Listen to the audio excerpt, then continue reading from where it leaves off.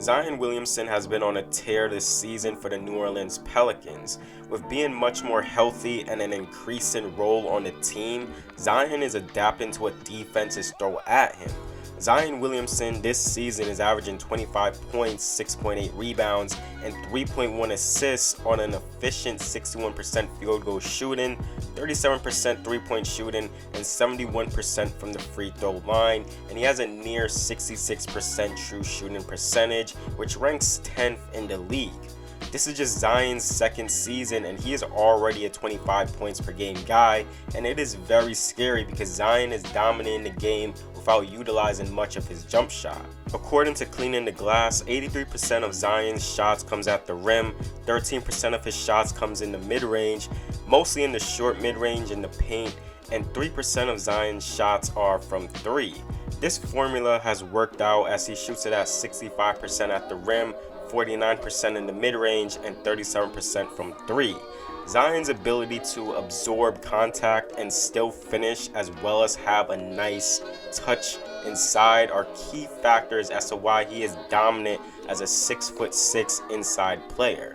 It's not all just dunks for him. As he started to become healthier and comfortable with the game, he has gotten better as the season progressed. And with constantly attacking the rim, taking bumps, Zion attempts close to 8 free throws a game at 7.7, and he is tied with 5th in the league in free throw attempts with Damian Lillard. And he ranks behind Giannis, Trae Young, Embiid, Luka, and I think he can expand offensively and get even better as he develops more of a perimeter game, mostly around the mid-range, expansion on three-point shooting. He has had an up and down season on defense, but it's a work in progress. The team as a whole hasn't been able to figure it out defensively.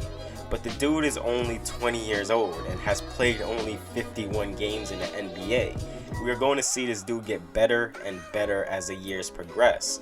Zion has been impressive, adapting a bully ball mentality, physically dominating opponents and banging down low. His playstyle wears out opposing players, and his ability to blow by guys with his quick first step and explode to the rim or spin and show off his touch around the rim has been his go-to. Zion's dominance inside was something that was expected, and he delivered. And as the season progressed, Zion is showing us that he is more than a bully ball offensive player, but someone who can pass and make plays for others, potentially being a point forward. He isn't elite or great or primary playmaker, but he has shown the ability to be a guy who can be unselfish, spotting his teammates. He still needs more growth in being a reliable playmaker, but the potential is all there for him. There has been times where he has operated as that pick and roll ball handler and ran plays like this for him to score. This was a skill scouted when he was coming out of Duke, and he showed a lot of flashes of playmaking, had solid ball handling skills, and the vision to where he can find teammates in transition or for open shots. Even when bringing the ball up and driving, he has the right idea, slowing it down and finding open teammates and trying to take what the defense gives him. There's good and bad sides to his passing game, which we will see in a bit, but this is something that over the years we're going to have to pay close attention to. With his bully ball game, he can collapse the defense onto him with ease, and teams would look to throw walls, double, triple teams on him to try and contain him and keep him far away from scoring at the rim. Usually when Zion is at the top of the key, defenses would look to sag off of him, daring him to shoot, but he is still able to get inside and score or draw double teams and create for others. There hasn't been much willingness from Zion to shoot the 3. I believe he is capable of it, and as long as he shoots 1 to 2 a game and keeps the defenses honest on him, it's going to make the defense think twice about sagging off of him. They have used Zion more as a handoff guy, similar to Bam Adebayo. Zion is able to initiate handoffs with guys like Redick and Lonzo and make plays off of that. Also, he is able to make teams pay for helping one pass away, and he gets doubled very often as stated before, but he has been able to show that he is capable to make plays out of those double teams. On this play, Zion gets immediately doubled in the post by LeBron and Anthony Davis, but immediately finds the open Josh Hart for a shot. And here, not much communication on defense from the Wizards. Zion does end up getting doubled, but just a simple play he takes. Take what the defense gives you, and he gets it to Lonzo for 3. And oh man, Zion in the post, once he gets ahead of steam driving inside, he completely collapses the defense. Gets a triple team here, and he has options. Lonzo Ball is taking advantage of the attention Zion is getting and relocates to the wing. And Zion has Steven Adams inside to pass it to.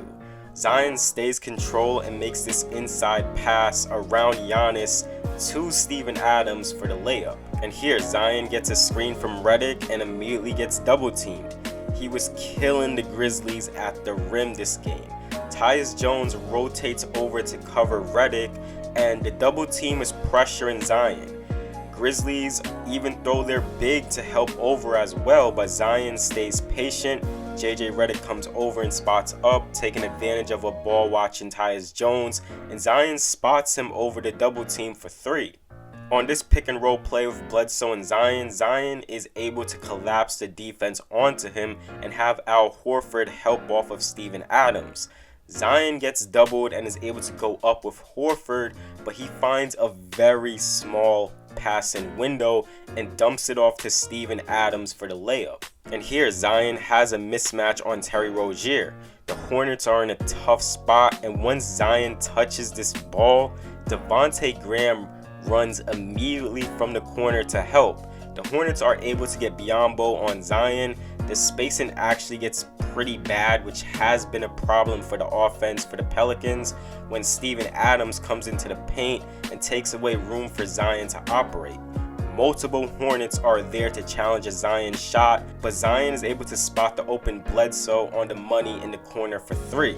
This is just good patience and accuracy on this pass from Zion.